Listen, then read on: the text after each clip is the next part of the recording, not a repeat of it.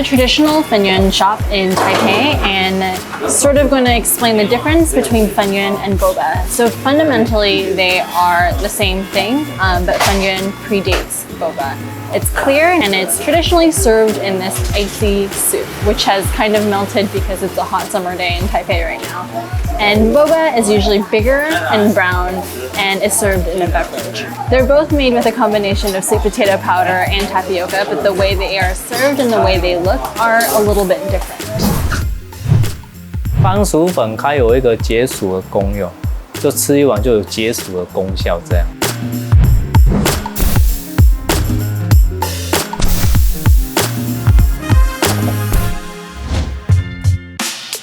古老的时候是都说粉圆，我们现在要比较让它有一个价值，食物上有价值，我们说是珍珠。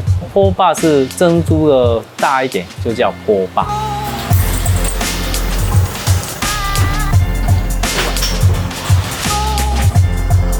We're at a handmade Fen Yuan shop in southern Taiwan. The owner, Cho Si-chuan, learned the technique from his father. And this is his son, now the third generation owner. The magic of Fen Yuan is down to ingredients and technique. And although we think of boba as tapioca, Fen Yuan is actually mostly sweet potato. 最基本就是地瓜粉70%，柿子粉要30%。地瓜粉就是有毛细孔，它很快就会吃很多水进去，就是烂掉了。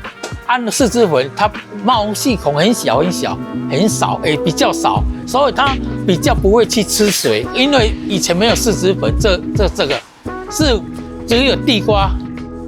Sweet potatoes have been in Southeast Asia for thousands of years. Tapioca only came to Taiwan via Portuguese traders around the 18th century. This is how they make it. 我们做粉圆就是从生粉开始，然后加水，然后慢慢的搅拌，让它成为一个固体状，就那个面包那种感觉。我们就要在那个上面慢慢的用手去压榨10卡的粉，然后绕圈圈这样。那个力道还是手劲，都是要靠自己先去协调。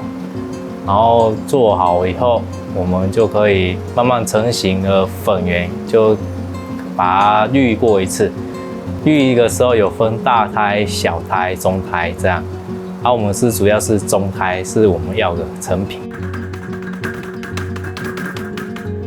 我们大胎的话就是比较属于波霸，就比较我们就不要了，然后就把它倒在旁边，可以直接等下课把它再捏碎以后，就可以把它重新再制作。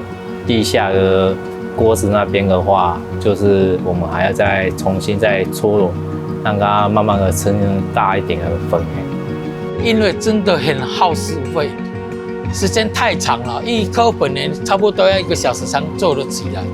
Because the Fen Yuan is made fresh and without preservatives, it has to be refrigerated overnight and cooked within the week. 煮法的话，外面基本上有分干的跟湿的，我们是湿的粉圆，所以它保存期限比较短。我们的煮法会比较快，我们就差不多再煮7分钟，然后我们再焖10分钟，它就可以完成。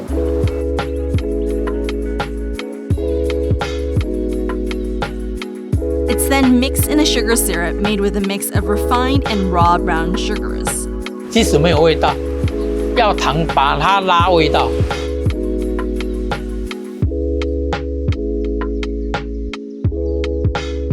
So why is most boba you see from milk tea shops blackish? Commercial boba is often made with brown sugar and food dye mixed into the powder, which gives it a bit of a sweeter taste.